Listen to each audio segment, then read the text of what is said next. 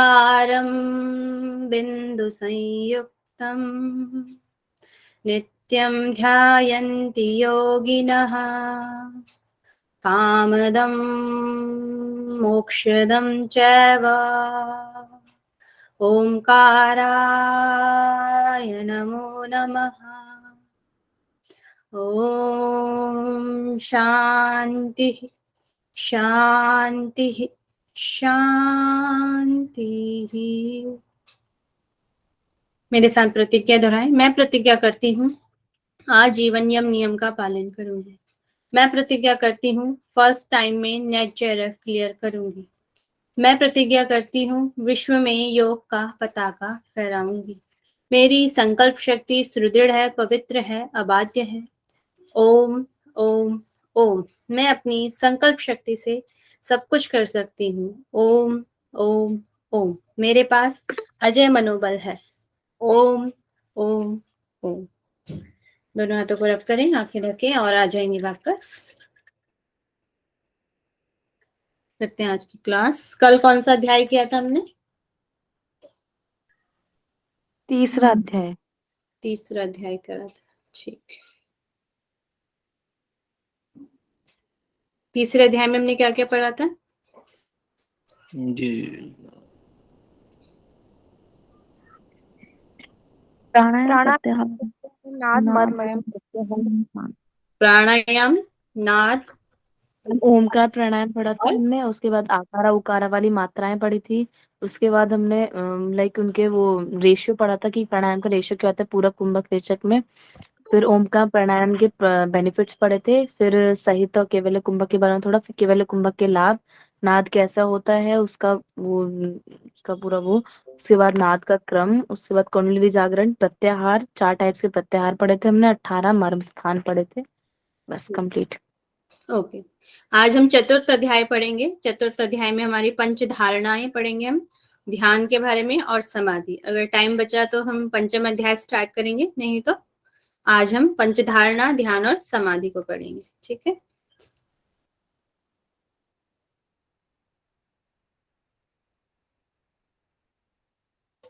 Third हमारा अध्याय हो गया था मर्म स्थान के, यहाँ पर कंप्लीट हो चुका था। आज चतुर्थ अध्याय प्रेजेंट हो रही है ना मेरी स्क्रीन? जी मैम। यस। चलिए ठीक है। चतुर्थ अध्याय वशिष्ठ संहिता का। इसमें पंच धारणाएं स्टार्ट हो रही हैं।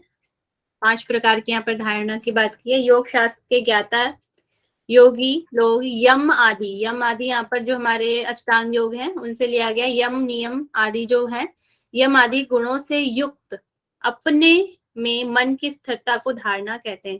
जब आप यम नियम आदि से आप अपने गुणों से युक्त होकर मन की स्थिरता को कर लेंगे, उसके बाद हमने धारणा करनी है। प्रत्याहार तक हम मन की स्थिरता कर लेंगे, उसके बाद हमने धारणा स्टार्ट करने के लिए कहा गया। ठीक है।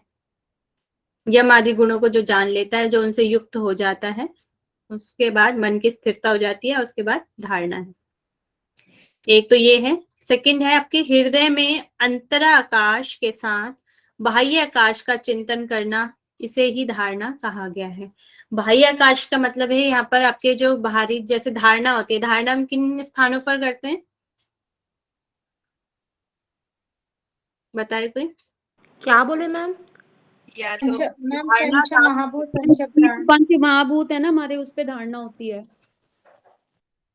पंचमहाभूतों पे धारणा है, तो एक तो धारणा होती है हमारे बाह्य और एक होती है आंतरिक। जब हम अंतर के मतलब कि अंदर अपने अंदर ध्यान लगाकर करते हैं, उसे यहाँ पर बोला गया अंतराकाश।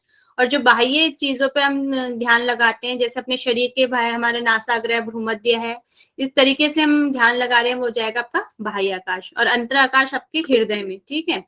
हृदय में अंतराकाश के साथ बाह्य आकाश का चिंतन करना ही, इसे ही धारणा कहा गया है। और इससे योगी आकाश बिहारी बन सकता है, आकाश में भ्रमण करने वाला। या इस शरीर में जो हमारा अंतर आकाश है, आकाश का स्थान हमारा भूमध्य के आसपास है, तो उसको भी कह सकते हैं आकाश बिहारी बन सकता है, भूमध्य को जीत सकता है, या आज्ञा चक्र। ठीक है। 2 मीनिंग यहाँ पर इसके निकलते हैं। फिर नंबर 3 यहाँ पर कहा गया है पृथ्वी, जल, तेज। तेज मतलब अग्नि, वायु और आकाश, इनमें से 5 बीज वर्णों ल, व, र, य, ह, जो सभी में हमारे बीज मंत्र बताए गए हैं, उन्हीं बीज मंत्रों की बात की गई है, का चिंतन करना ही धारणा कही गई है। 3 चीजें धारणा, मन को स्थिर करना, नंबर सेकंड है अंतराकाश और बाह्य आकाश पर धारणा करना, थर्ड है आपका पृथ्वी, जल, तेज, वायु और आकाश, इन चीजों पर धारणा करना, जो हमारे पंच महाभूत है इन पर धारणा करना। ठीक है, इनमें ही 5 देवताओं का चिंतन करना भी धारणा कही गई है। और जो ये हमारे पंच महाभूत हैं, इनके जो 5 जो देवता हैं, इन पर इनका चिंतन करना भी धारणा कही गई है। फिर ये एक चार्ट है, इसको देख लेंगे। यहाँ पंच महाभूत है आपका पृथ्वी, आप मतलब हो गया आपका जल, तेजस, वायु और आकाश।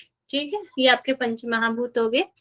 तो पृथ्वी का जो स्थान है आपका पांव से लेकर जानु, जानु मतलब आपका हो गया नी, पांव से लेकर नी तक जो है बीजाक्षर क्या है आपका लम है, और जो देवता इसके ब्रह्मा है, और समय इसका 2 घंटे है, 5 घटी, मतलब 5 घटी तक आपने इसका अभ्यास करना है, और जिसका अर्थ होता है 2 घंटे। समय सबका एक ही है, 2 घंटे या 5 घटी।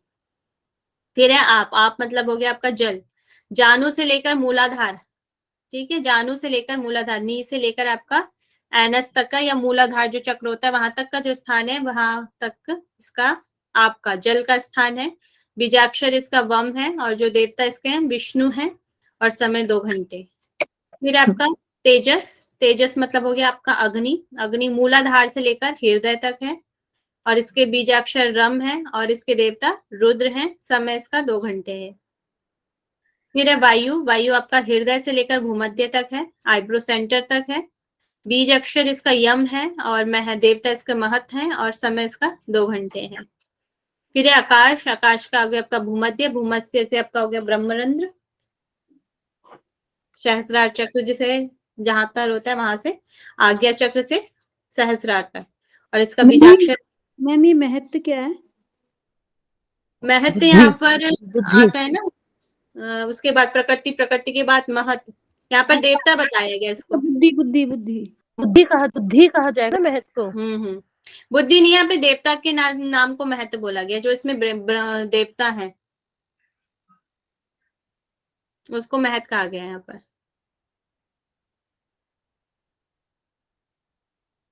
ठीक है, समय 2 घंटे हो गया। फिर यहाँ पर बीजाक्षर हम है, और अव्यक्त, अव्यक्त परमात्मा जो है उसको देवता यहाँ पर बोला गया, और समय इसका 2 घंटे यहाँ पर बताया गया है।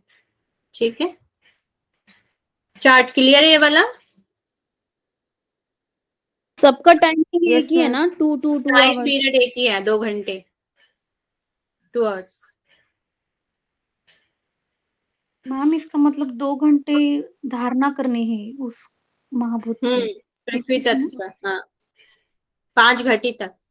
1 घटी में कितना समय होता है? 24 मिनट। 24 मिनट, तो लगा लेंगे 5 घटी में कितने हो जाएंगे आपके? 2 घंटे। 120 मिनट। 120 मिनट, 120 मिनट मतलब 2 घंटे। ठीक है, ओके है सभी को? जी मैम। फिर इसके फल भी दिए गए हैं। जब आप पृथ्वी तत्व पे अगर आप धारणा करते हैं तो आपको क्या फल प्राप्त होगा? पृथ्वी तत्व पे आप विजय प्राप्त कर लेंगे, जल पर सभी रोगों से छुटकारा मिल जाएगा। ठीक है, जब जो तत्व है, जिस तत्व पे भी हम विजय प्राप्त कर लेते हैं तो उसका प्रभाव हमारे शरीर पर नहीं पड़ता है। जो पृथ्वी का जो प्रभाव है वो हमारे शरीर पर नहीं पड़ता है, जल का हमारे शरीर पर प्रभाव नहीं पड़ता है, अग्नि का प्रभाव नहीं पड़ता, अग्नि हमें जला नहीं पाती, जल हमें डुबो नहीं पाता। इस तरीके से इनके प्रभाव वो नहीं रहते हैं, इन पे हम विजय प्राप्त कर लेते हैं। और जल का एक अलग भी है, सभी रोगों से हम छुटकारा प्राप्त कर लेते हैं। ठीक है, और तेज, तेज में मतलब अग्नि से जला, अग्नि से नहीं जलता है। ठीक है, अग्नि पर विजय प्राप्त हो जाती है। वायु, वायु के समान आकाश विहारी बन जाता है, आकाश में गमन करने वाला बन जाता है, जैसे हनुमान। हनुमान जी। फिर है आकाश, योगी जीवन मुक्त होगा और 1 वर्ष के अंदर ही मल मूत्र की अल्पता हो जाएगी। जब वह 1 वर्ष के अंदर तक ऐसी धारणा करेगा तो उसका मलमूत्र अल्प हो जाता है। और किस चीज में मलमूत्र अल्प हो जाता है? कौन सी चीज करने से? हर्ष सिद्धि के लक्षण में। हर्ट सिद्धि के लक्षण है। और किसी जालंधर बंध में शायद मैम मूलबंध में हमारी अल्पता हो जाती है मल और मूत्र की, ठीक है। और योगी जीवन मुक्त हो जाएगा, ठीक है। ये आकाश बिहारी का आपका फल यहाँ पर दिया गया है। तो ये है आपके तत्व हो गए और इनपे उनके जो फल हैं वो हो गए। तो ये क्वेश्चन बन सकता है कि 1 वर्ष के अंदर किस तत्व पर धारणा करने से प्राप्त होगा, अल्पता हो जाएगी मलमूत्र की। तो ये क्वेश्चन बन सकता है आपका, तो जीवन मुक्त हो जाएगा। इस तरीके से क्वेश्चन आ सकता है। हम ये आकाश पे बोलेंगे फिर। हाँ, आकाश धारणा पर।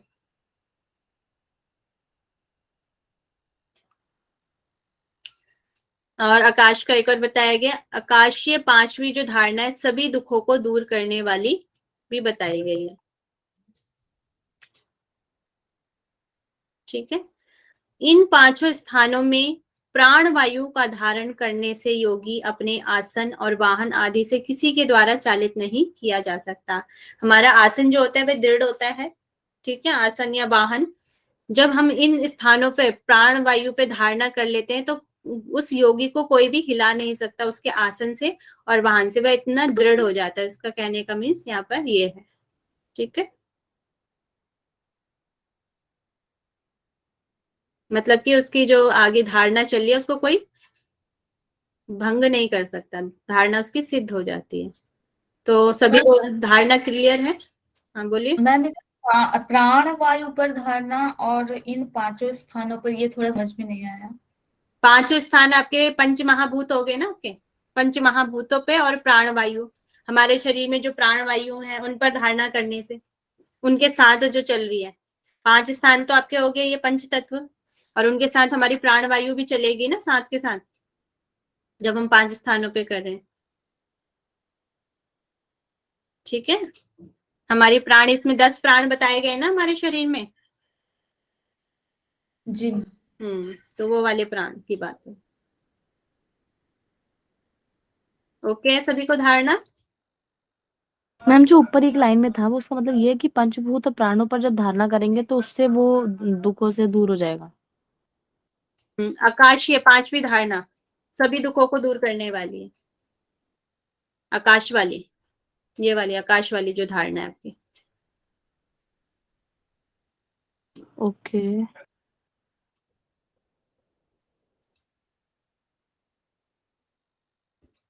मैम यहाँ पे सिर्फ प्राणवायु होगा लगता है मुझे। प्राणवायु, इसका कहने का मतलब है आपका प्राणवायु है केवल। हाँ ऐसे लगता है, मतलब पता नहीं। प्राण है, वही प्राण है। ये 10 प्राण ना लेके आप प्राण भी ले सकते हैं यहाँ पर, ठीक है। प्राण वायु का धारण तो पूरे शरीर में ही आपके प्राण है ना।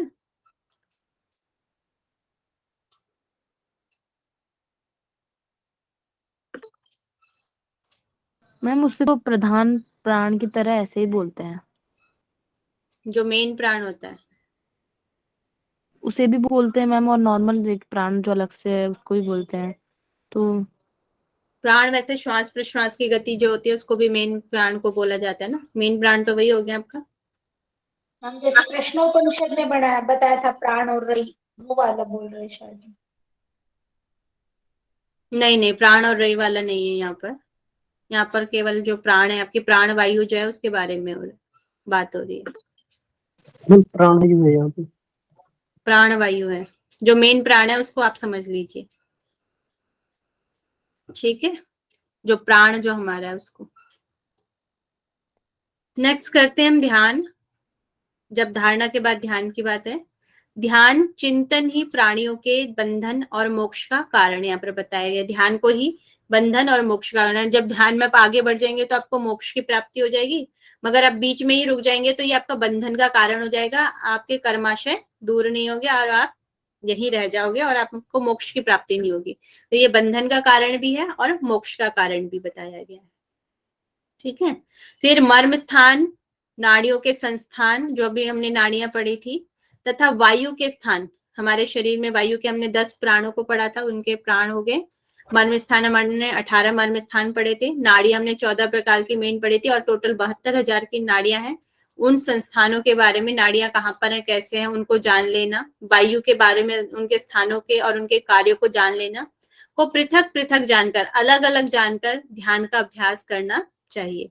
तो ये क्वेश्चन यहाँ पर अलग है। यहाँ पर ये पूछा जा सकता है कि वशिष्ठ संहिता के अनुसार ध्यान के कौन कौन से स्थान, मतलब कि कैसे अभ्यास करना चाहिए। तो यहाँ पे हो जाएगा मन में स्थानों और नाड़ियों के संस्थानों और वायु के स्थानों के कार्यों को अलग अलग जानकर हमें ध्यान का अभ्यास करना चाहिए। ठीक है, ये क्वेश्चन भी यहाँ से बन सकता है।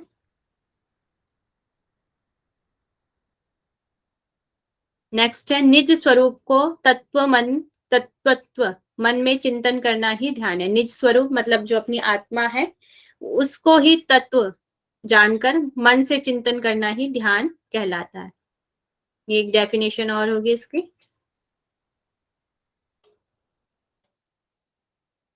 नेक्स्ट ध्यान के प्रकार। यहाँ पे ध्यान के 2 प्रकार दिए गए। जो दूसरी डेफिनेशन एक बार और बताएंगे क्या है? निज स्वरूप, जो हमारा स्वरूप है, हमारे स्वरूप कौन सा, हमारा आत्मा जो हमारे अंदर है, उसी को, उस आत्मा को तत्वत्व मतलब उस आत्मा में ही परमात्मा को जानकर मन से चिंतन करना ही ध्यान कहलाता है।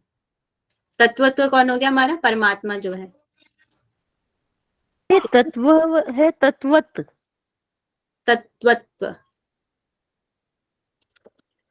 मैम इसका मतलब क्या हुआ? परमात्मा को जानना, जो हमारे अंदर आत्मा है उसी को परमात्मा मानना, उससे मन का चिंतन करना। परमात्मा को जानना अपने अंदर, सिंपल भाषा में। ठीक है, यस मैम। ध्यान के 2 प्रकार है यहाँ पे, सगुण और निर्गुण। जो सगुण ध्यान है वह 5 प्रकार का यहाँ पे बताया गया है और जो निर्गुण ध्यान है वो 1 प्रकार का बताया गया है। सबसे पहले हम निर्गुण ध्यान की बात कर लेते हैं। निर्गुण ध्यान, ब्रह्म के समान मैं बनूं, ब्रह्मा के समस्त गुण जैसे ज्योतिर्मय, शुद्ध, नित्य, अजर आदि, ये सब परमात्मा के जो गुण है, ठीक है, वैसे ही गुण यहाँ पर बताए गए। ब्रह्मा के समस्त गुण, जो भी गुण है, मैं ही हूं ऐसा समझेंगे, अर्थात मैं ही ब्रह्म हूं, ऐसी संवंदना होना ही निर्गुण ध्यान है। ऐसा ही मैं ही ब्रह्म हूं ऐसा कहाँ बोला जाता है? और शंकराचार्य ने बोला, शंकराचार्य वेदांत में और उपनिषदों में भी हम बोलते हैं अहम ब्रह्मास्मि, है ना, मुझ में यस मैम। है। तो वो चीज यहाँ पे आ सकती है। इस तरीके का ध्यान जो है वह निर्गुण ध्यान यहाँ पर बताया गया है। ठीक है, मैं ही ब्रह्म हूं, इस तरीके का ध्यान यहाँ पर निर्गुण ध्यान बताया गया है। फिर आप जाते हैं सगुण ध्यान के पर। सगुण ध्यान यहाँ पे 5 प्रकार के बताया गया है। उससे पहले यहाँ पर और भी कुछ चीजें बताई गई हैं। यहाँ पे एक हृदय कमल बताया गया है। हृदय कमल मतलब हो गया आपका अनाहत चक्र वाला जो भाग है। अनाहत चक्र में 12 अंगुल नाल वाला, 12 अंगुल नाल मतलब नली वाला, 4 अंगुल विस्तार वाला, 4 अंगुल जो चौड़ा है, 8 दल युक्त है और केसर युक्त कर्णिका वाला है। यहाँ पर हृदय कमल की बात हो रही है। जैसे शिव संहिता में वहां पर हृदय पंकज उसे बोला गया था, यहाँ पर इसे हृदय कमल बोला गया है और उसकी विशेषता यहाँ पर बताई गई। ये 12 अंगुल नाल वाला है और 4 अंगुल विस्तार वाला है, 8 दल युक्त है और केसर युक्त कर्णिका वाला है। यहाँ पे इसके दल 8 ये नाल विस्तार युक्त, इनके मीनिंग नाल बता मतलब दीजिए। जैसे कमल होता है, कमल की जो टहनी होती है उसको नाल बोलेंगे, नाल वाला। 12 डंडी मतलब 12 उंगल लंबा डंडा, हाँ हाँ, डंडी उसकी बोली जा सकती है। हमने तो प्राण भी तो 12 अंगुल। क्या कह रहे हैं? हेलो, लेफ्ट हो गई मनीषा शायद। ठीक है, तो ये इसकी हृदय कमल की विशेषता होगी। पहले इन्होंने अनाहत चक्र के बारे में बताया है और यहाँ पे 8 दल बताए गए हैं, इसको ध्यान में रखेंगे। वैसे हमारे जो होते हैं, कितने दल होते हैं हमारे हृदय चक्र में, अनाहत चक्र में? 6 दल। 6, अनाहत में 12 12 तो यहाँ पर ध्यान रखेंगे 8 दल बताए गए। ऐसा ही वर्णन हमें ध्यान बिंदु में मिलता है। वहां पे भी ध्यान बिंदु में भी हमारे 8 दल बताए गए और यहाँ पर भी 8 दल बताए गए हैं। और वहां पे भी विष्णु जी के बारे में बताया गया है, तो इसलिए हम इसको कोरिलेट कर सकते हैं कि वहां पर भी 8 दल है और यहाँ पर भी 8 दल बताए गए। वहां पर 8 दल और 32 पंखुड़ियां बताई गई, यहाँ पर केवल 8 दल के बारे में बताया गया है। फिर यहाँ पर विष्णु जी की विशेषताएं बताई गई है, क्योंकि जो वशिष्ठ जी थे वे विष्णु को बहुत मानते थे, तो इसलिए उनकी यहाँ पर विशेषताएं बताई गई है। उसके बाद ध्यान बताया गया। नारायण की विशेषता वे वासुदेव हैं, जगन्नाथ हैं, नारायण हैं, चतुर्भुज हैं, प्रशस्त अंग वाले हैं। जिनके अंगों की प्रशंसा की जाए, प्रशंसा की जा सके, उसे बोलते हैं प्रशस्त अंग वाला। ठीक है। और मैम ये कंफ्यूजन है एक्चुअल। अभी इसके पहले मूलाधार को वहां विष्णु देवता बताया गया और अब यहाँ हृदय पे है ना, जो पंचमहाभूत थे उसमें। अब बुक में ऐसा लिखा है तो क्या कर सकते हैं। नहीं जस्ट बहुत बता रही हूँ, याद आया। हाँ। और प्रशस्त अंग वाला है, और शंख चक्र गदाधारी है। किरीट, किरीट मतलब आपका हो गया मुकुट, मुकुट तथा केयरधारी, केयरधारी जैसे यहाँ पे बाजूबंद लगाते हैं ना, ये हम भगवानों के या बाजूबंद टाइप के होते हैं, तो उसको केयरधारी बोलते हैं। मुकुट और केयरधारी हैं। कमल के पत्ते के समान नेत्र वाले हैं। श्रीवत्स से चिन्हित वक्ष वाले हैं। वक्ष मतलब आपका चेस्ट। श्रीवत एक प्रकार का चिन्ह होता है, वो भगवान विष्णु के चेस्ट पर होता है, तो वैसे बताया गया यहाँ पर। ठीक है। तो श्रीवत से चिन्हित वक्ष वाले हैं। पूर्ण चंद्र के समान मुख वाले हैं। पूर्ण चंद्रमा मतलब जैसे पूर्णिमा का जो चांद होता है उसके समान मुख वाले हैं। पीत वस्त्रधारी हैं, पीले वस्त्र धारण किए हुए हैं। अच्युत्य हैं, अच्युत्य मतलब जो स्थिर रहता है और जो अटल होता है। ठीक है, अच्युत्य हैं। कमल की क्रांति के सदृश, जैसे कमल की जो क्रांति होती है उसके सदृश चरण वाले हैं। जो उनके चरण है वह कमल के समान है। परमात्मा, चरण वाले परमात्मा हैं। चारों तरफ क्रांति से आसमान रूप वाले ईश्वर हैं। तो यहाँ पर विष्णु जी की सारी विशेषताएं यहाँ पर बताई गई हैं, नारायण की। तो ये ओके है सभी को। हम ये प्रशस्त अंग वाले क्या है? जिसकी प्रशंसा की जा सके, ऐसे अंग वाले। मैम ये पेपर में आएगा क्या ऐसा? पता नहीं, ये वाला ज्यादा तो नहीं लगता है, आगे ध्यान आ सकता है। ये श्रीवत्स चिन्हित मतलब क्या? एक प्रकार का चिन्ह होता है जो भगवान विष्णु के चेस्ट पर होता है, वक्ष पर होता है। ठीक है, श्रीवत्स चिन्ह है, एक प्रकार का निशान।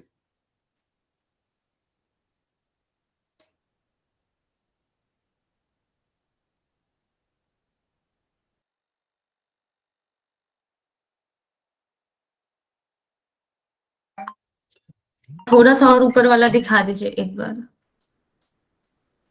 ये विशेषता है नारायण की।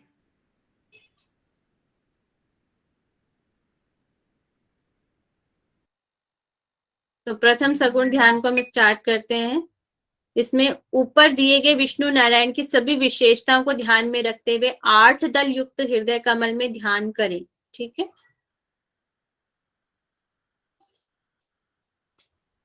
ऐसा मन में चिंतन कर सब प्राणियों के हृदय में स्थित वह देवेश है, मैं हूं। यह ध्यान वशिष्ठ जी के अनुसार प्रथम सगुण ध्यान बताया गया है। तो जो हमने ऊपर विष्णु जी की जितनी भी विशेषताएं पढ़ी थी, उन सभी विशेषताओं को ध्यान में रखते हुए हृदय पे ध्यान करना है। हृदय कमल में ध्यान करना है। 8 दल वाला जो कमल है उसका ध्यान करना है। ऐसा मन में चिंतन कर सब प्राणियों के हृदय में स्थित वह देवेश है, वही विष्णु जी हैं। यह ध्यान वशिष्ठ जी के अनुसार प्रथम सगुण ध्यान है। ठीक है। सेकंड हमारा द्वितीय सगुण ध्यान है हृदय कमल के मध्य में। दूसरा भी जो हमारा ध्यान बताया गया वो भी हृदय कमल में ही बताया गया। हृदय कमल के मध्य में वैश्वानर, वैश्वानर अग्नि का एक प्रकार है, बहुत जो प्रज्वलित अग्नि होती है उसको बोला जाता है। हृदय कमल के मध्य में वैश्वानर है तथा वात रहित दीप के समान अग्नि प्रज्वलित होती है।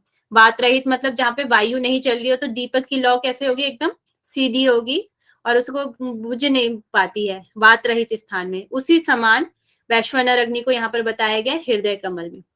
उस अग्नि की शिखा जो वैश्वानर अग्नि है दी और वात रहित जो दीप के समान अग्नि प्रज्वलित है, उसकी शिखा में, शिखा मतलब जो ऊपर वाला जो भाग होता है उसको बोला जाता है।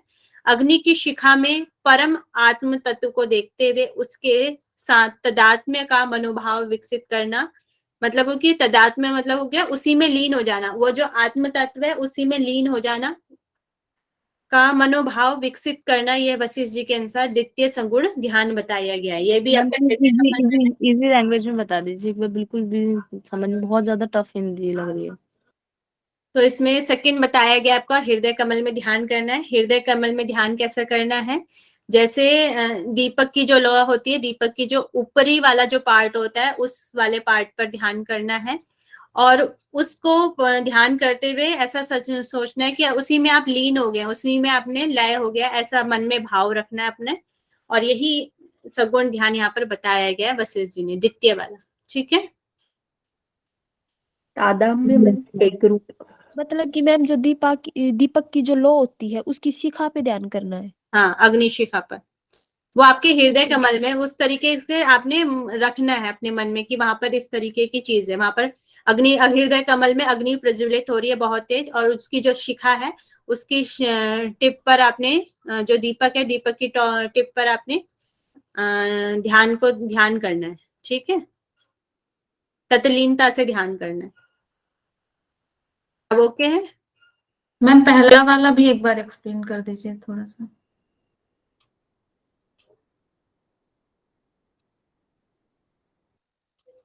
यहाँ पर भी आपको हृदय पे ही ध्यान दिया गया। यहाँ पर अभी आपको शॉर्ट में आगे है, यहाँ पर शॉर्ट में आगे सर ने बनाया हुआ है, एक बार फिर भी समझा देती हूँ। ये 8 दल हृदय पे ही ध्यान दिया गया है। यहाँ पे मन में चिंतन कर प्राणियों के हृदय में स्थित वह देवेश है, मतलब कि वही विष्णु जी हैं।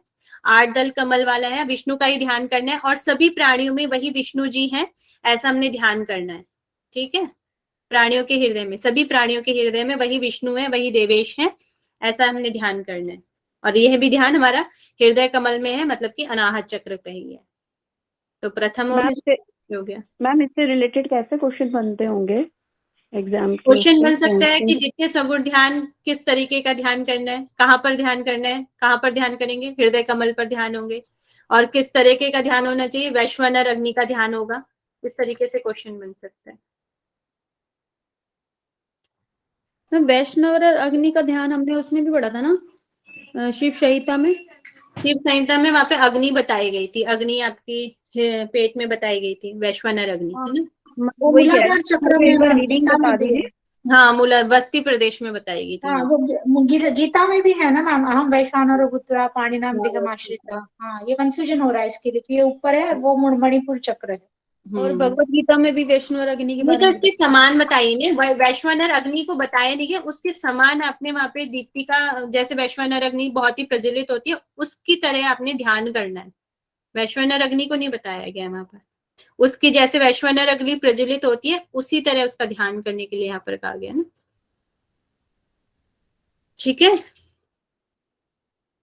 नेक्स्ट है तृतीय सगुण ध्यान। भूमध्य में क्रांति स्वरूप देह मध्य से मस्तिष्क स्थान स्तंभ के समान उठा हुआ है, मतलब यहाँ पर जो ध्यान करना है वो भूमध्य पे करना है। और आपका क्रांति स्वरूप देह मध्य आपका कहाँ बताया गया था, आपका शिवनी के यहाँ शिवनी होता है हमारा, स्वादिष्टान के ऊपर वह देह मध्य हो जाता है। ठीक है, देह मध्य से मस्तिष्क, मस्तिष्क हो गया आपका आज्ञा चक्र तक। स्थाणु यहाँ पर मतलब बताया गया स्तंभ की तरह, मतलब कि अपने आप को स्तंभ की तरह समान उठा हुआ समझना है। यहाँ पर आत्मा को जगत कारण महाप्रतापी दीप्तिमान अव्यक्त को मन से कल्पना करें और मैं वही हूँ, यह तृतीय प्रकार का सगुण ध्यान यहाँ पर बताया गया है। मतलब कि आत्मा को जगत कारण महाप्रतापी दीप्तिमान अव्यक्त कल्पना करें, जैसे हमने निर्गुण ध्यान में माना था उसी तरह के यहाँ पर मानना है कि वह जगत का कारण महाप्रतापी है, दीप्तिमान है। और इसको करना कहाँ पर है, आज्ञा चक्र पर करना है, भूमध्य पे करना है। ठीक है, तो आत्मा का स्थान भूमध्य बताया गया है ना यहाँ। कल्पना करनी है यहाँ पर, मन से कल्पना करें। ठीक है, ध्यान का हर जगह सगुन में कुछ आलम्बन मतलब लिया गया है। कल्पना करनी है चीज की।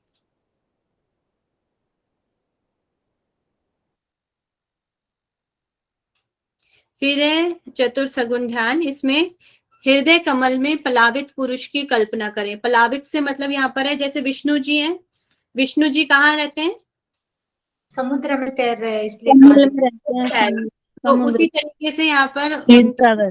पलावित पुरुष की कल्पना करनी है, जैसे हृदय कमल में पलावित पुरुष की, जैसे बहते हुए जल में कोई पुरुष की कल्पना करें जो 16 छंद वाले अधोमुख सिर कमल से चारों तरफ बरसती हुई हजारों अमृत की धारा से घिरा हुआ है। मतलब कि यहाँ पे जो अमृत की धारा है उसकी बात की है कि वो चारों तरफ से घिरा हुआ है, जो पलावित पुरुष है। तो आप इसको यहाँ पे विष्णु जी से ले लीजिए कि विष्णु जी का ध्यान करना है हृदय कमल में, और यह पलावित पुरुष अर्थात अव्यव परमात्मा पर ब्रह्म मैं ही हूँ, यह चतुर प्रकार का ध्यान है। मैं ही विष्णु हूँ, मैं ही पलावित पुरुष हूँ, ऐसा जो ध्यान है वह सगुण ध्यान, चतुर्थ सगुण ध्यान बताया गया है। हम ये पलावित पुरुष इसको एक्सप्लेन करो। अभी बताया था ना, पलावित मतलब जो बहते जल में के लिए, जैसे विष्णु भगवान है, विष्णु भगवान क्षीर सागर में रहते हैं ना, समुद्र में रहते हैं, उसी तरीके से उस पुरुष का ध्यान है। ठीक है, थैंक यू। फिर इसमें अमृत रूपी ध्यान, जो हमारा चतुर्थ जो हमारा ध्यान है, इसमें कुछ लाभ भी बताए गए। अमृत रूपी ध्यान के लाभ 6 मास में ही मृत्यु को जीतने वाला है, और 1 वर्ष तक जब हम इस प्रकार का ध्यान करेंगे तो जीवन मुक्त हो जाता है, इस जीवन से वह मुक्त हो जाता है। 2 प्रकार के यहाँ पे लाभ बताए गए हैं इसके। फिर है पंचम सगुण ध्यान। पंचम सगुण ध्यान में सूर्यमंडल में, सूर्यमंडल हमारा कहाँ रहता है?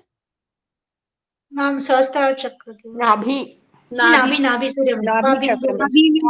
तो सूर्यमंडल में स्वर्ण रूप पुरुष, यहाँ पे स्वर्ण मतलब सोने के समान जो होगा, सोने के समान पुरुष का ध्यान करें और मन से ऐसे भाव लाए कि मैं वही हूँ।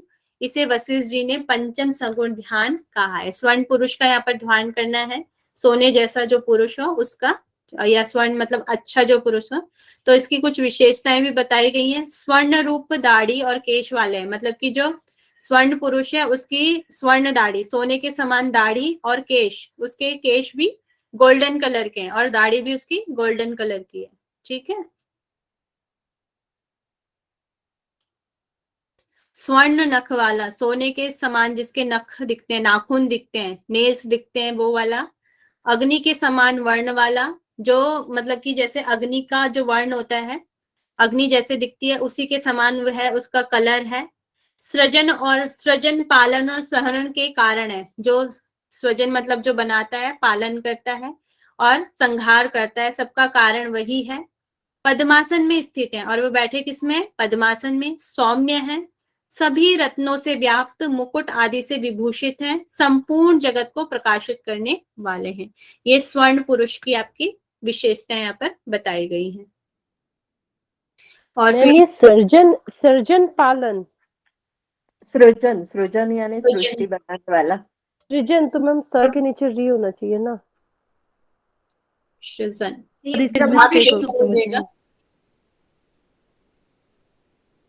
ठीक है। हम तो 3 ध्यान जो बताए, 5 ध्यान, उसमें से 3 ध्यान हृदय पे, 1 ध्यान भ्रू मध्य, और 1 फिर से नीचे लाया मणिपुर में। हाँ, तो अभी हम क्लियर करेंगे सूर्यात्मक पे ध्यान, जो हमारा लास्ट वाला है, सूर्यमंडल पर ध्यान। तो इसका लाभ क्या है? इसी सूर्यात्मक ध्यान से विद्वान लोग इस संसार में मोक्ष मार्ग को जाते हैं। तो इसका लाभ क्या हो गया? मोक्ष मार्ग पर। स्वर्ण पुरुष वाले को मैम सूर्यात्मक ध्यान भी कहेंगे? हाँ, सूर्यात्मक ध्यान भी कहेंगे।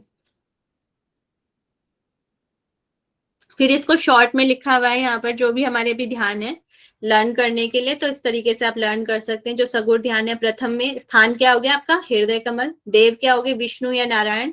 और विशेषताएं क्या है? वह चतुर्भुज है, शंख है, गदा है, चक्र है, पीत वस्त्र धारी, इस तरीके की बहुत सारी वहां पे विशेषताएं दी गई है। तो ये हो गया आपका शॉर्ट में। फिर द्वितीय है, द्वितीय भी आपका स्थान क्या हो गया? हृदय कमल। ध्यान किस तरीके का करना है वहां पे? जैसे वैश्वानर जो अग्नि होती है उस प्रकार का ध्यान है। देव कौन से है? आत्म तत्व में। और अग्नि के समान वात रहित जो स्थिति है अग्निशिखा की, उस तरीके का ध्यान करना है। 3rd नंबर पे भूमध्य में। भूमध्य में अव्यक्त आत्मा का जो है ध्यान करना है, और अव्यक्त जगत का जो कारण है उस तरीके का ध्यान करना है। ठीक है। फिर चतुर्थ में हृदय कमल पर ही ध्यान करना है, पलावित पुरुष का ध्यान करना है, जो 16 छंद वाले अमृत धारा से घिरा हुआ है, ऐसे पुरुष का हमें ध्यान करने के लिए कहा गया है। फिर पंचम है, सूर्यमंडल पे स्वर्ण रूप पुरुष का ध्यान करना है, पद्मासन में हरि बैठे हैं, मुकुट आदि से विभूषित हैं, ऐसे स्वर्ण पुरुष का ध्यान करने के लिए कहा गया है। तो टोटल हमारे 3 तो हमारे हृदय कमल पे है, प्रथम है, द्वितीय है और फोर्थ जो है वो हृदय कमल पे है। थर्ड नंबर का आ जाएगा आपका भूमध्य पे और पंचम आ जाएगा आपका सूर्यमंडल पर। मैम ये अव्यक्त आत्मा में जो हमारी आत्मा है उसके बारे में बताया गया, जिसे व्यक्त ना किया जा सके, जिसके बारे में बोला ना जा सके, परमात्मा। हाँ ठीक है। मैम यहाँ आत्म तत्व का क्या मतलब होगा जो द्वितीय में दिया हुआ आपके है? अंदर जो आत्मा है, आत्म जी। तत्व। ओके सभी को, सगुण ध्यान।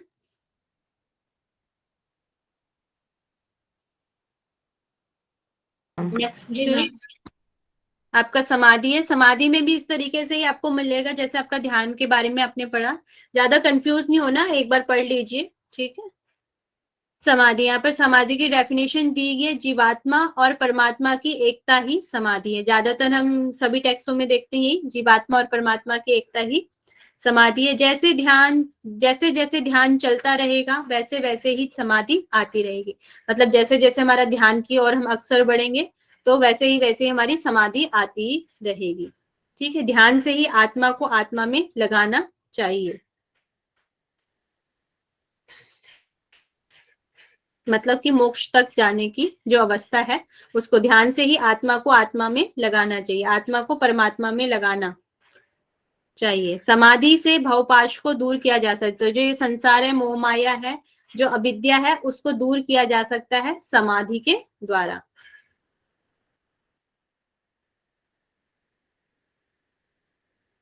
फिर सत्य, ज्ञान, अनंत और आनंद रूप निर्गुण ब्रह्म का आत्मा में चिंतन करने से उस स्थिति में ही समाधि का लाभ होता है। जैसे शिव संहिता में बताया गया था, जो अनित्य है, नित्य है और जो अभेद है, इस तरीके का जो ज्ञान हो जाता है उसी में ही मोक्ष की प्राप्ति होती है। तो यहाँ पर समाधि बताइए, उस स्थिति में समाधि का लाभ हो जाता है। जो सत्य ज्ञान है, जो हम आनंद स्वरूप को जान जाते हैं, निर्गुण ब्रह्म को जो हम जानते हैं, उसके बारे में बताया गया। आत्मा में उस निर्गुण ब्रह्म का जब हम चिंतन करते हैं तो उससे समाधि का लाभ होता है, हमें समाधि की प्राप्ति होती है। हृदय कमल के अंदर आत्मा में शरीराकार वासुदेव परमात्मा का ध्यान करने से उस स्थिति में समाधि का लाभ होता है। मतलब किस किस स्थिति में आपकी समाधि लग सकती है।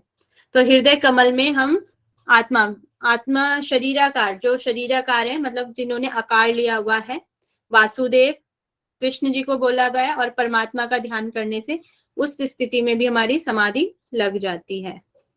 फिर हृदय कमल के मध्य में स्थित शिखा स्वरूप ज्योतिर्मय ईश्वर का ध्यान करने से वहां पर समाधि लग जाती है।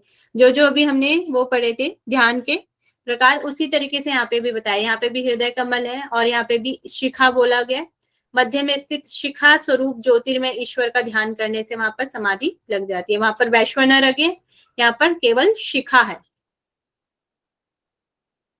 फिर नेक्स्ट है हृदय कमल में स्थित अमृत में पलावित देह, वही आ गया पलावित पुरुष। यहाँ पे पलावित देह के स्वामी आत्मा का पुरस्कार का ध्यान करने से यहीं पर समाधि का लाभ होता है।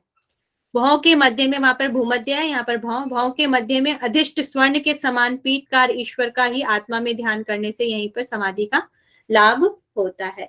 जो वहीं पे सेम दिए हैं, यहाँ पर थोड़ी सी लैंग्वेज चेंज है बस, और सारी चीजें वही है जो हमने ध्यान में पढ़ी थी।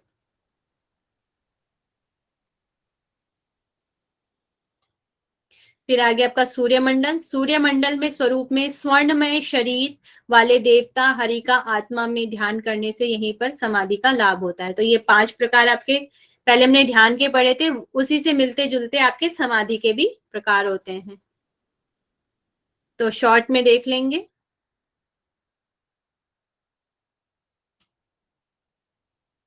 सबसे पहले आत्मा में ध्यान करने से निर्गुण ब्रह्म का चिंतन। फिर है हृदय कमल के अंदर आत्मा में वासुदेव परमात्मा का ध्यान। फिर हृदय कमल के मध्य में शिखा स्वरूप ज्योतिर्मय ईश्वर का ध्यान। हृदय कमल में स्थित अमृत में आत्मा पुरुषाकार का ध्यान, और भूमध्य में पीतवर्ण ईश्वर का ध्यान, और आत्मा में सूर्यमंडल स्वरूप देवता हरि का ध्यान करने के लिए कहा गया है। तो ओके, सभी को आवाज आ रही है ना मेरी? हाँ मैम। तो ये आपके समाधि के बारे में था। फिर समाधि के लाभ देख लेते हैं। समाधि के लाभ, अष्टांगात्मक ज्ञान का लाभ। अष्टांग मतलब जो कि आपके 8 अंग है, ठीक है। अष्टांगत योग जो है उसके बारे में बताया गया है। ज्ञान के साथ ही फला आसक्ति से रहित नित्य कर्मानुष्ठान करने वाले साधक को मुक्ति प्राप्त होती है। जो फला निष्काम भाव से जो करता है, फलासक्ति मतलब जिसमें कार्य में कोई भी फल की इच्छा ना हो, ज्ञान के साथ, उसे ज्ञान भी हो और वह निष्काम भाव से नित्य कर्मानुष्ठान, जो उसके नित्य के जो कर्म होते हैं उनको करने वाला साधक मुक्ति को प्राप्त करता है, ठीक है। एक तो ये हो गया आपका समाधि का लाभ। दूसरा है निश्चल बुद्धि से जो इस पुण्याखान को नित्य अध्ययन करेगा। पुण्याखान कौन सा है आपके, यम नियम जो अष्टांग योग है आपका, उसको पुण्याखान को नित्य अध्ययन करेगा, उसको रोज पढ़ेगा भी, उससे भी सभी पापों से मुक्त होकर वह सत्य को जानने वाला बनेगा, ठीक है। जो इसका अध्ययन भी करेगा, जो हमारे अष्टांगत योग है, उसको जो रोज पढ़ेगा भी, उससे उसका भी पापों से मुक्ति मिल जाएगी। हम जैसे हम पढ़ रहे हैं, हमारे लिए भी होगा क्या ये? सभी के लिए होगा। पुण्य खान को जो नित्य अध्ययन करेगा, ठीक है। अष्टांग योग का रोज, अष्टांग योग की बात हो रही है यहाँ पर।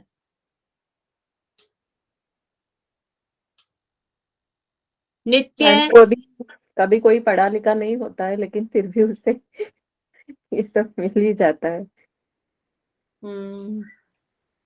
नित्य श्रद्धा और भक्ति के साथ जो इसे श्रवण करेगा, अब यहाँ पर श्रवण की बात हो रही है, सुनने की बात हो रही है, जो इसको सुनेगा उसका एक जन्म में किया हुआ पाप एक ही दिन में नष्ट हो जाएगा। जो इसको केवल सुनेगा ही, उसका भी। हमारे पाप नष्ट हो गए मैम। किसे जो अष्टांग योग को नित्य श्रद्धा और भक्ति के साथ जो इसका श्रवण करेगा, जो इसको सुनेगा, इसकी महत्ता बताई गई है ना अष्टांग योग की। जो अभी तक हमने अष्टांग योग पढ़ा, समाधि तक हमने पढ़ लिया, उसके बाद इसकी महत्ता बताई गई है कि इसको क्या क्या लाभ हो सकते हैं इसके। यह परम योगाख्यान को जो एक बार भी सुनेगा और वह इस अच्छी तरह से विचार करेगा, वह सर्वज्ञता को प्राप्त हो जाएगा, उससे सब कुछ जानने वाला वह हो जाएगा अष्टांग योग के। जैसे कि हमारी गरुड़ पुराण हो गई, भगवत गीता हो गई, रामायण हो गई, इन सब से भी तो हमें ज्ञान ही मिलता है, वैसे ही हमारी ये होगी। ये भी हमारा अष्टांग योग हो गया उसी तरीके से। तो अष्टांगत ज्ञान का लाभ, नित्य कर्म जो हमने ऊपर पढ़ा है उसी को शॉर्ट में लिखा गया है यहाँ पे। नित्य कर्मानुष्ठान करने वाला फला आसक्ति का त्याग करके मुक्ति की प्राप्ति होगी। नित्य अध्ययन करने वाला सभी पापों से मुक्ति, वह सत्य का जानकार होगा। श्रवण करेगा जो भक्ति के साथ, एक जन्म के पाप एक ही दिन में नष्ट हो जाएंगे। यहाँ से क्वेश्चन बन सकते हैं कि अष्टांग योग का श्रवण करने से क्या लाभ होगा, ठीक है। ये वाला क्वेश्चन यहाँ से बन सकता है, ठीक है। नित्य अध्ययन करने वालों का क्या लाभ हो सकता है, मात्र एक बार सुनता है और विचार करता है, उसको क्या लाभ होगा, सर्वज्ञता की प्राप्ति हो जाएगी, सब कुछ वह जानने वाला हो जाएगा, ठीक है।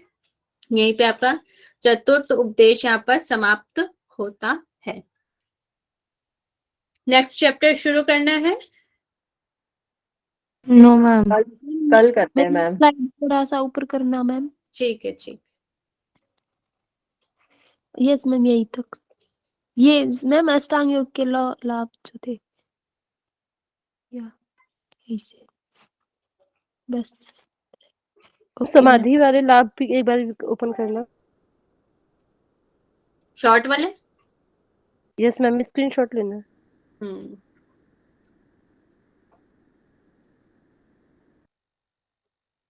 मैम इसके ऊपर का भी एक बार।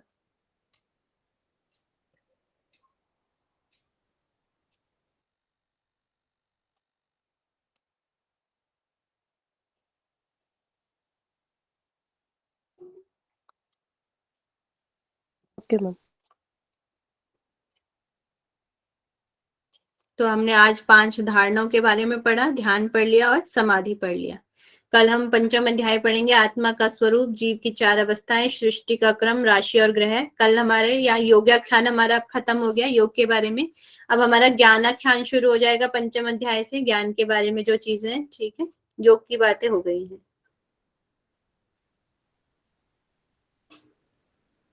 मैम लास्ट पेज एक दिखा दीजिए मेरे को, लास्ट पेज। लास्ट पेज समाधि में लास्ट पेज। अष्टांग योग का लाभ या समाधि का? हाँ हाँ, अष्टांग योग का वही पूरा चतुर्थ उपदेश कंप्लीट होता ना, यही ये 1 मिनट। यही है आपका। Okay ma'am, thank you.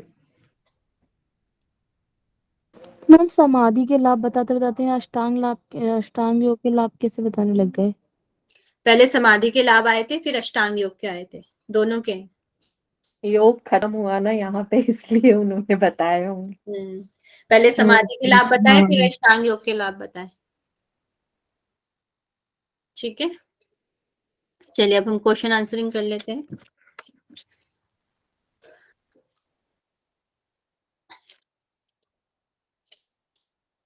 चलिए बताएंगे, पंचम अध्याय में हमने क्या क्या पढ़ा? चतुर्थ अध्याय पढ़ा है ना अभी तो।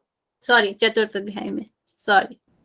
धारणा, पंचधारणा, ध्यान और समाधि पढ़ा। पंचधारणा, ध्यान, समाधि। टाइप करें पहले। ध्यान कितने प्रकार का बताया गया है?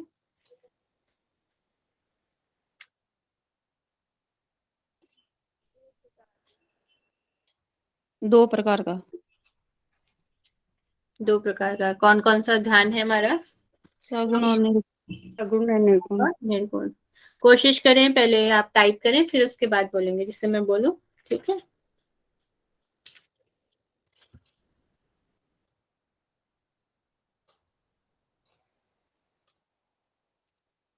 धारणा की क्या क्या डेफिनेशन दी है?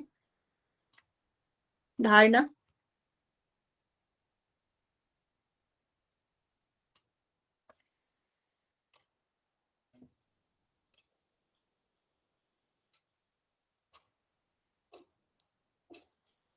निशा शुक्ला जी इसका आंसर करें। मैम योग शास्त्र में बताया गया कि जैसे ज्ञाता जो योगी लोग हैं वो यम आदि गुणों से युक्त अपने मन की स्थिरता के द्वारा जो है वो धारणा, इसको धारणा कहते हैं। जो पंच महाभूतों पर होता है जो बाह्य धारणा होती है, और जो आंतरिक धारणा होती है जो आंतरिक आकाश पर धारणा की जाती है, वो आंतरिक धारणा कहलाती है। ठीक है, ओके।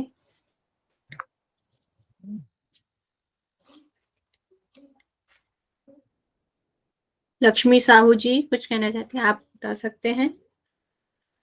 अंतराकाश और बाह्य आकाश, ठीक है। नेक्स्ट पांच मुझे, देवताओं पे भी मैम है ना, पंच महाभूतों के पंच देवताओं पे। हाँ, पंचभूतों के भी ध्यान बताया गया है, हाँ। धारणा बताई गई है। नेक्स्ट मुझे बताएंगे, जो आप है, आप मतलब जल, जल कौन से स्थान से कौन से स्थान तक बताई गई है? जल के लिए धारणा का स्थान जानु से मूलाधार तक। सभी का आंसर आ रहा है, जानु से मूलाधार तक, वेरी गुड। और इसके देवता कौन से हैं? विष्णु मैम। विष्णु। इसको याद कर सकते हैं, जल में कौन रहते हैं? विष्णु देवता। तो इस तरीके से भी इसको लर्न कर सकते हैं। पृथ्वी, पृथ्वी के देवता कौन से हैं?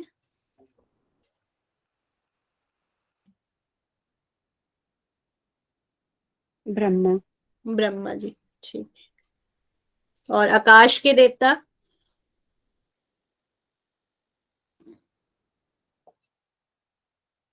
अव्यक्त, अव्यक्त यहाँ पर बताए गए। और जो हमारी धारणा है उनसे अलग यहाँ पे ईश्वर बताए गए, ब्रह्मा, विष्णु, रुद्र, महत और अव्यक्त यहाँ पर बताए गए। समय क्या बताया गया, कितने समय तक करनी है? 5 घंटी का। 5 घंटी मैम। 5 2 आवर्स। तक करनी है, ठीक है। अब मुझे बताएंगे, जल, जल का क्या लाभ है? जल तत्वों पर धारणा करने का लाभ?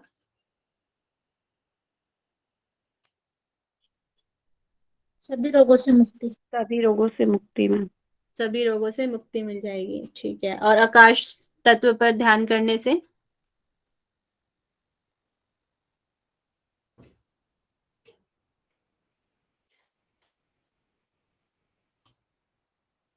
लक्ष्मी साहू जी इसका आंसर करें। मैम एक वर्ष में ही ना क्या बोलते हैं मल मूत्र की अल्पता हो जाती है और योगी जीवन मुक्त हो जाता है। जीवन मुक्त हो जाता है, ठीक है। ध्यान की डेफिनेशन बताएं।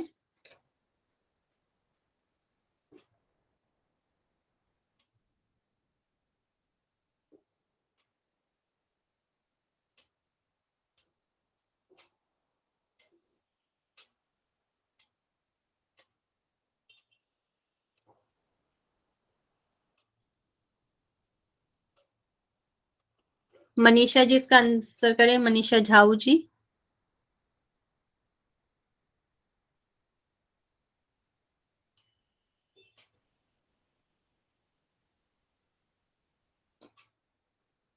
किरण शर्मा जी इसका आंसर करें। यस मैम, निज स्वरूप के तत्वत्व मन से चिंतन करना ही ध्यान है और परमात्मा को अपने अंदर ही जानना ध्यान है। अपने अंदर ही जानना ही ध्यान है, ठीक है आपका आंसर। चलिए, ध्यान का अभ्यास कैसे करना चाहिए? जब ध्यान का अभ्यास कैसे करना चाहिए? आपकी क्या क्या चीजें हो जानी चाहिए उसके बाद ध्यान करने के लिए यहाँ पर कहा गया है? किस किस चीज का आपको ज्ञान हो जाना चाहिए? रचना राजपूत जी इसका आंसर करेंगे। मर्म स्थान, नाड़ियां, और एक और चीज क्या थी? वायु के स्थान। वायु के स्थानों को। वायु के स्थान, तो ये और आपका नाड़ियों के स्थान को भी। हाँ, नाड़ियों का संस्थान है आपका। चलिए, अब मुझे बताएंगे जो आपका संगुण ध्यान में जो हृदय कमल है उसकी क्या क्या विशेषताएं हैं?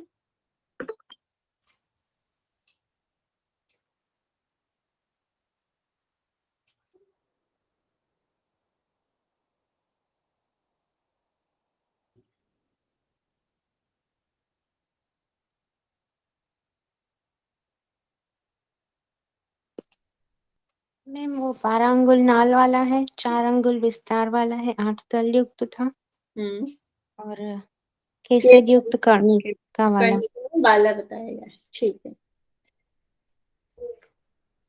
नेक्स्ट मुझे बताएंगे जो हमारे सगुण ध्यान है, सगुण ध्यान में आपका पंचम जो ध्यान है उसका स्थान क्या है?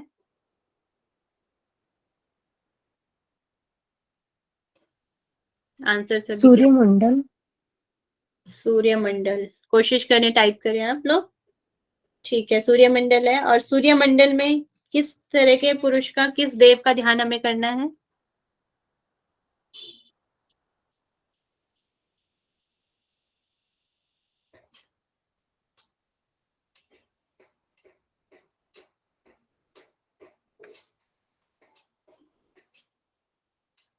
स्वर्ण पुरुष का। सभी का आंसर भी सही आ रहा है, अरुणा जी, शालिनी जी, सीमा जी। स्वर्ण पुरुष का यहाँ पर ध्यान करने के लिए कहा गया। अब मुझे बताएंगे द्वितीय, द्वितीय जो सगुण ध्यान है वहां पर स्थान क्या है उसका?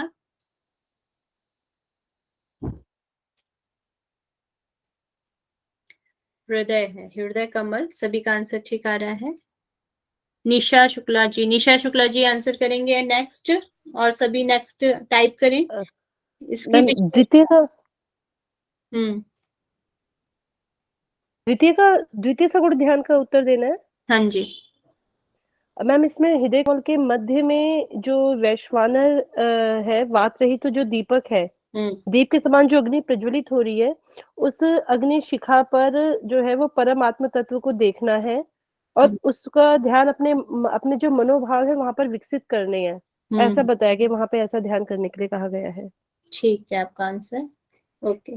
नेक्स्ट मुझे बताएंगे चतुर्थ जो ध्यान है उसमें कौन से पुरुष का ध्यान करने के लिए कहा गया है? लक्ष्मी साहू जी का आंसर आ गया है, पूजा जी का आ गया है, पलावित, पलावित पुरुष का ध्यान करने के लिए कहा गया है। चलिए, ये आपके ध्यान हो गए। अब नेक्स्ट मुझे बता देंगे निर्गुण ध्यान, निर्गुण ध्यान के बारे में क्या कहा गया है?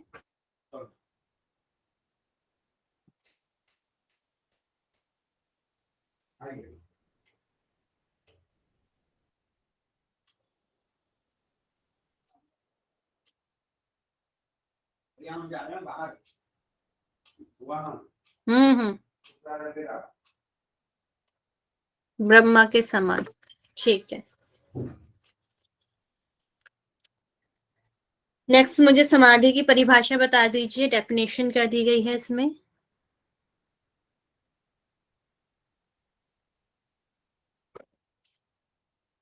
समाधि की डेफिनेशन लक्ष्मी साहू जी के आंसर देकर देंगे। मैम जीवात्मा और परमात्मा का मिलन समाधि कहा गया है। जीवात्मा और परमात्मा का मिलन ही यहाँ पर समाधि कहा गया। Very good. चलिए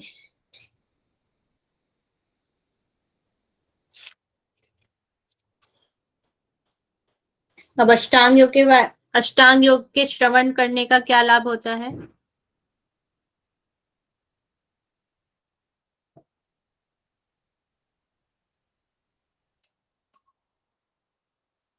अष्टांग योग के श्रवण का क्या लाभ है?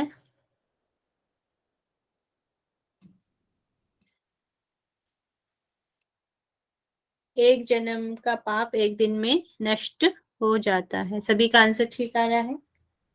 और मात्र एक बार सुनने से या विचार करने से क्या लाभ होता है?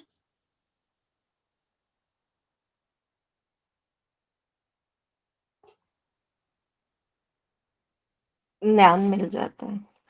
सर्वज्ञता की प्राप्ति। सर्वज्ञता की प्राप्ति। ठीक है, चलिए यहीं पे हम क्लास को ओवर करते हैं, क्वेश्चन आंसर समाप्त करते हैं। लंबा गहरा श्वास भरेंगे।